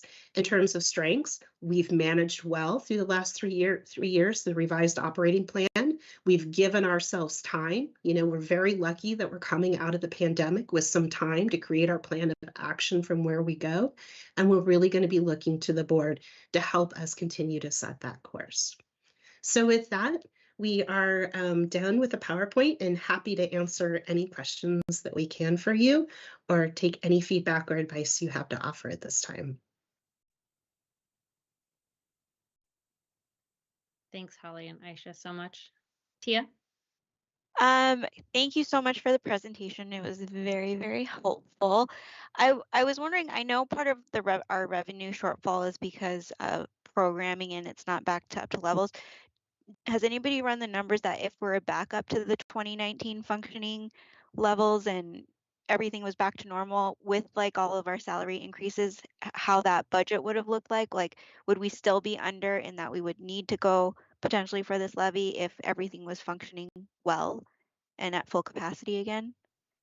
We do know the impact of implementing the class and compensation study for this fiscal year. At the number of staff that we have now, it's about $650,000. If we were fully staffed, every person was in their position on this new pay rate range, that number is about $1.8 million. And then, so is it based on like if we were to function and fill all of our summer school, fill all of our class activities and swim classes, would that compensate for each other at the end of the day, or are you still saying we're going to be way under budget? Oh, Doug, sorry, you're you're muted. Sorry, that was an excellent point I made, though. I'm sure. Yeah, I think it's an excellent question because, and we can bring that back for the April meeting. In context, it won't make up the difference it needs to make up. It will certainly help, and it means we're back out into the community. But you know, along with every new class, means we were fortunate enough to hire a part-time employee to teach that class. So the costs go back and forth. But it's a good question, and I think you know, we can pull in that information to kind of show. Yeah, it may diminish the gap some, but it's not going to eliminate it by any means. Perfect. And then well, I was gonna, have we ever, or as we explore this option, have we thought about different, more sustainable operations that are more consistent, maybe like childcare or full-time preschool or those kinds of things that is not necessarily every term we're trying to figure out like who's going to sign up. Will there be enough to have these classes versus having something really set and consistent throughout the year to be bringing in constant income that's not as varying, and we don't have to wait till after registration day to change everything again. Are those kinds of like things going to be tossed out as far as like what we can do differently if we're going to be offering different things? Sure. I think that what we'd anticipate is that Julie and Sabrina can bring some of that information forward when we return to you next month. We have a service assessment model that looks at, as programs run, which ones are filling, which ones are really popular, which ones are not filling, which ones can we maybe divest from. And so we're constantly running that analysis. And I think we've talked about this. It's probably been a few months now, but one of the pandemic changes, for example, was to our after school program. We were trying to grow that like crazy and in different sites prior to the pandemic because we were filled up at our rec centers. We only had a little bit of capacity at Garden Home, but we were reaching capacity at these other centers, and that was a great opportunity for us. But in the time since, the pandemic has changed things. More people are working from home. Less people are demanding that after school care. So childcare is different, certainly from that. But we are looking at all those different revenue producing entities and finding out what we can staff for so that we can try and bring in additional revenue. Right. Yeah, I think one thing, if I could add to Tia, is that uniquely, our park district is made up of phenomenal diversity in terms of the population, the patronage that we provide services to. That results in a really great diversity of program opportunities. Now, certainly the efforts of the program side, condensing and combining, but you also want to keep the context of quality of life is enabling all parties to have that unique experience. That I want you to test this out. And that's that thing. We start people's interests. We don't have to take them to the high level of any activity they choose in, but that's part of what we do is we create opportunities for new experiences. Yeah, and I totally appreciate that and stuff. I was just more trying to think of a way to, right? Like if we opened a preschool for little kids and had all of these opportunities that we already are giving, right? Like dance and art and all that kind of stuff, but at least had it more consistent, or like at buildings that have less, enrollment, like maybe Garden Home or something, if that turned into like a preschool instead. It would just be interesting to see, because I know preschool and childcare and stuff is a problem that we know is missing. So not to say we would take off all enrichment classes, but maybe focus like a few buildings that we haven't opened, or we can condense it, and then that would fill other centers in that there's less centers that are providing these things. So maybe we're filling those more also because of the economics of demand versus supply. But that's perfect. And then so I know our vision action plan and everything task force was, in the perfect world of everybody was happy, everybody, with South Parks and Recs was out there, there's all these things. And now, right, as you've said, and as interests have changed and things have changed, we're kind of finding out that people are not returning to that same sentiment or need. And so our vision task force or our vision action plan is not necessarily quite as accurate as we had hoped for. It's a great guiding light for us, but is there a way to, while we're doing this, I know you talked about community engagement about the levy, but is there a way to also community engage of like what things are still important, what things, like Elsie Stir is like nobody wants to remove something like that, but like if there's, like swim lessons, like those are gone like within a thing. So those are the things that are required. But like what else is it that the community wants or requires that they'd be willing to maybe increase their taxes for or not, right? Like if you ask me what I want 1,000 enrichment classes. But if you tell me I'm going to have to pay like $1,000 extra, then my story kind of changes a little bit. So I don't know what kind of community engagement we can do for that part. Yeah, so Tia, you brought up a lot of really good points, and I want to kind of address them separately. Philosophically, though, I want to have a conversation with the board about how to interpret the vision, right? Because this is one I have a lot of feels about and some experience with in my prior life and here. And I have seen agencies, I think, misunderstand the value of a visioning process. Okay, so philosophically, the purpose of a really strong visioning process is to give you a good barometer and a good foundation of what people's priorities are. And remember, we asked really simple question, right? We asked, what do you want for the future of Park and Rec? What matters most to you? And we let them talk, right? We listened. And so I believe, and again, I've been around community visioning plans now. I can't do the math. I wish Jared was here doing the math for me on my years, but it's like 15 plus years in my brain if I'm working it right. And they're meant to be 15 to 20-year plans. They're not plans that should ever be re-looked at, re-engaged every 5 years. If you're doing that, you're not spending your time efficiently or your money efficiently. And the reason is because they are so broad, right? And Alfredo, you made this amazing point in a board meeting a couple back where you said, let's not just stand on visioning. We have to be doing community involvement all the way through, right? Tia, that's what you're saying as well. And you're both right on that point. The vision is the picture of what the future is supposed to look like.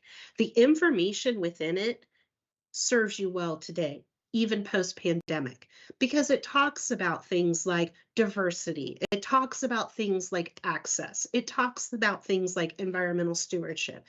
And at a very high level, how you actualize that, you work through on your specific public involvement projects as you go, right? That's why when you saw us out at La Raiz Park, we started with, we heard people said spaces should look like this from a big picture perspective.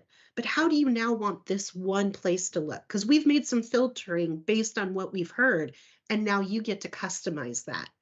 That approach is how you should think of your visioning plan here on out. It is the beginning of the filtering process, but you constantly need to touch back in with the public as you're moving through changing conditions. So stand on that vision, be proud. You won a national award for a reason. It's good work, but it doesn't take away the need to continue public involvement as you go. I absolutely agree with you that we need to do public involvement as we go. At the end of the day, the most important thing is the conversation we have with the public, right? What are the challenges? It was really illuminating, you know, the conversation that the Stir Center patrons had with us at your budget meeting. I had the same conversation that same week at a NAC meeting. And when I was able at the NAC meeting to say to the lady who asked the question, no, you know, did you know that other centers are closed weekends? Did you know other centers are closed Sunday? Did you know? And I was able to articulate all of the changes across the district. She had no idea. It completely changed her perception of the issue. And so I think what we need to do is we need to utilize our vision to say, this is what people expect from THPRD. This is what we look like today because of the funding shortfall. How do you want to look tomorrow? And we need to ask that question, right? We're not saying, go do a levy now. No, we're not ready for that. We are not there. We need to talk with the public about the reality of our revenues and our expenditures, the gap between, and we need to have some focused conversations with their input about what we want to look like in the future. And we'll do that through community surveying. We'll do that through a task force. We'll do that through a lot of public engagement and public involvement meetings, because you'll need that information as you carry the weight of helping lead the district and make those big decisions. So I hope that helps. It was super helpful. Thank you, Holly. Heidi? I will be brief. Thank you for the information. And seeing this from a number of different organizations and us now too, I mean, the truth of the matter, and you've pointed this out really well, Aisha and Holly, like wages and benefits is going to keep increasing.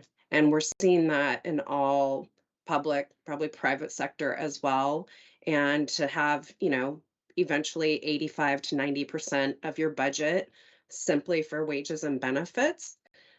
That's something that we need to know is likely going to happen.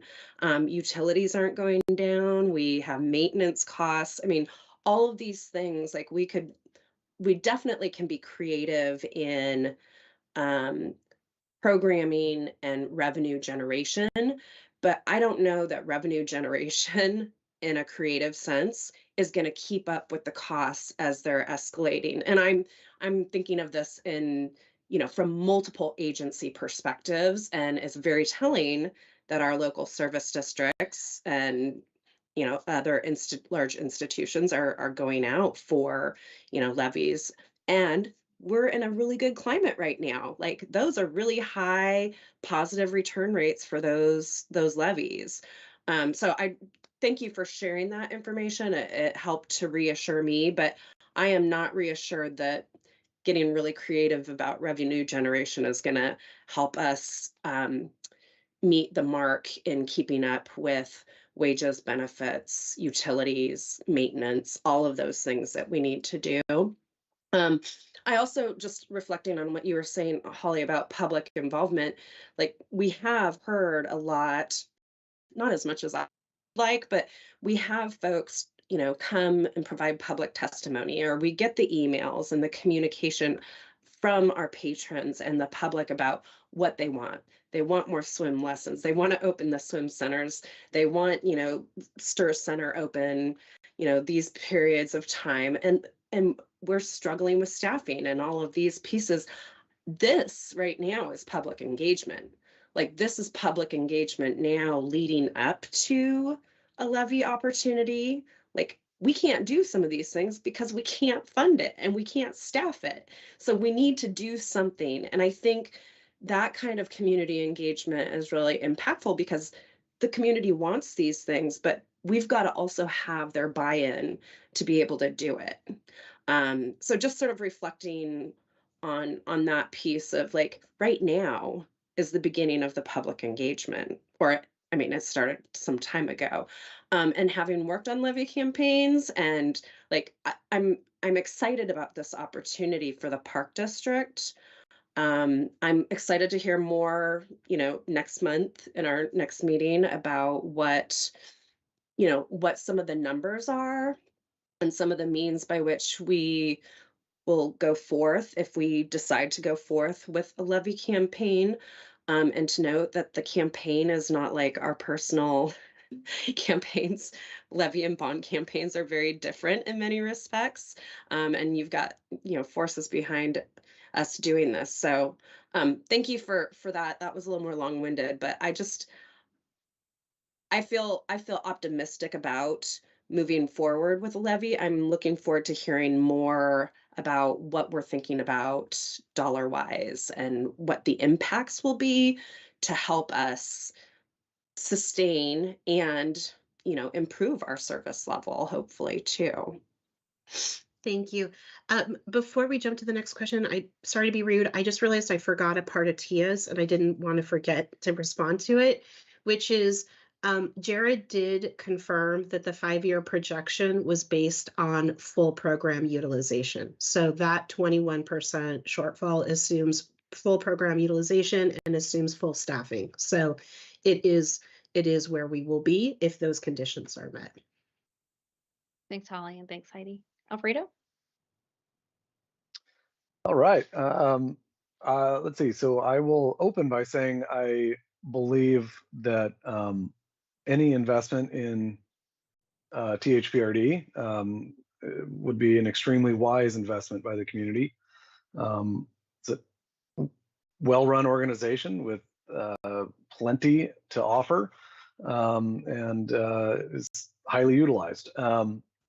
I am, as a board member, I'm very confident and grateful in the staff who have the experience and the know-how to get a hypothetical, a levy mechanism through the gates it would need to get through.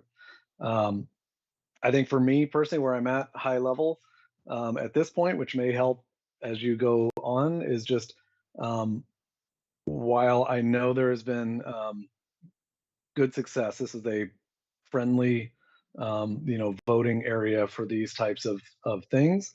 I think where I'm at right now as a board member is I would love to see, which I know you're going to do anyway, but kind of a yes and what can be able to articulate. Yes, we need some additional investment to maintain what we are doing and what we have told you we are going to keep doing or we are going to do more of. We are also going to do these 5 things on our end to make sure we're shoring up, we're doing things we haven't, maybe done before in terms of revenue, and then you all will decide what makes the most sense. But I think there's clearly some knobs we can turn, maybe that we've not had to turn before, that maybe there's other things you have to look at in terms of how to do our part while at the same time asking the community to invest in us. Some of that is increasing this, some of that maybe decreasing that.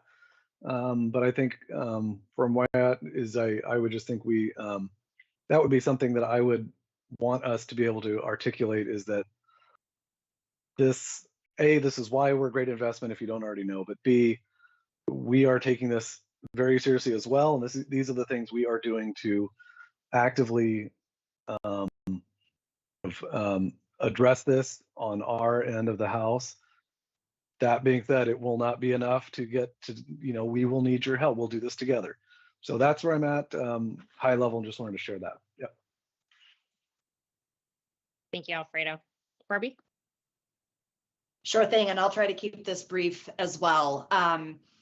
Holly, since you've asked for this to be a space where we can just, share our feels, that's where I'm coming from, is just wanting to share my initial reaction. And I think the staff and all of y'all over the past 3 years who have worked so hard to keep up with this revised operating budget, almost in some ways, like we've done such a good job that this problem has been mitigated in a way that I don't think we necessarily, outside of this contingency, have done the greatest job of exposing what those realities are. And so while I'm incredibly grateful we are so creative and can come up with new programming ideas and scale back from one big event to multiple, to me, it feels marginal in terms of solving this picture when I see it side by side and see 0 in 5 years. And we've come forward collectively as a board to say we need to be sustainable. So I echo Heidi, some of your feelings and what you've shared in terms of this shortfall feels much greater than solving by having some additional swim classes. But I think to Alfredo's point, it's hard to then say it's the conundrum that we're in of this catch-22. We can open all the centers and sure, let's have 24/7 operating model, but at the same time, now we have all of the staff and all of the additional increase that comes with that. So we're in a rub, and I appreciate that we have some time to be thoughtful about it. And I think I'm trying to stand in the middle of my Venn diagram of wanting to live my values and ensure that we are continuing to be accessible, that we are continuing to be thoughtful around programming services for everyone, and at the same time, let the data show where that sentiment may be and what those options are. So I have the utmost faith that y'all are the experts here, and coming back to us to continue to shape that narrative of what these revised revenue enhancements could be and look like, in addition to considering a levy. I think we've got to be realistic about that shortfall and that we do need to do something. I'm just not sure what that necessarily looks like. So I'm open to learning more, and I'm appreciative of any and all data, and trust y'all to do this hard work. If I could, Barbie, I just want to say one thing. You hit the nail on the head about the problem isn't necessarily easy to see because of the way we have worked so hard to focus on reopening and do as much as we can. So we're sending out a T Hills today, tomorrow, that will have a very similar message that you saw in the employee update, talking about changes in operational hours. And we're going to be really super intentional right now in all of our public communications to keep sharing that story. It's a very different thing for THPRD because normally we're always, talking about the great successes, the new parks we've opened, the new development, the amazing comp plan that just got done. We've got great programs and pictures and wonderful people enjoying, and we talk about that all the time. But you're absolutely right. It's time to start really daylighting this so people understand and can be informed and can, decide for themselves what advice they want to offer the district. So we're going to do that. Absolutely. Thanks, Barbie. Thank you, Holly and Aisha, for such a thoughtful presentation that really led with the board's values. Everything my colleagues, extremely smart colleagues, said is spot on. I know everyone's tired. It's 7:30. I think, what I'm really struggling with is that what it means as a community member to live here, what it costs to live here. And so that's always going to be hanging over my head. And I acknowledge that in a growing community, in an organization that values pay equity and has centered that, we have to make some really tough decisions. What I'd like to see is, realistically, I suppose, what our other options are. Like, as an example, I know that hiring a bunch of grant writers is not a realistic example. We can't make up that much money with a grant writer.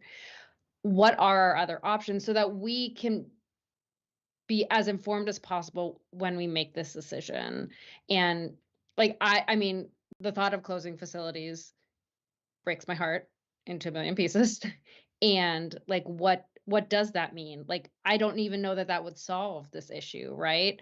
And so I just think we have to have a couple more. I mean, we definitely have to have a couple more conversations. And I just want to make the most informed decision as possible, because yes, a levy might be the most realistic option for us, for what we need, for what infrastructure is in place for the community to address this issue, and what are our other options, so that when we talk, so that if we decide to move forward with this, we can say, like, we explored some really tough conversations about what it would mean to, I mean, I'm going to say something ridiculous, cancel all swim classes. Like, that's not a thing. Like, what would that mean? And so and helping the community understand why we are potentially leaning towards this option. I guess that's my thought process. I really appreciate, that was a great presentation. I'm like, I can't believe you guys are at that stage of all this. I'm just like, oh my God, y'all are such pros. I love the circles. That was very helpful for my visual brain.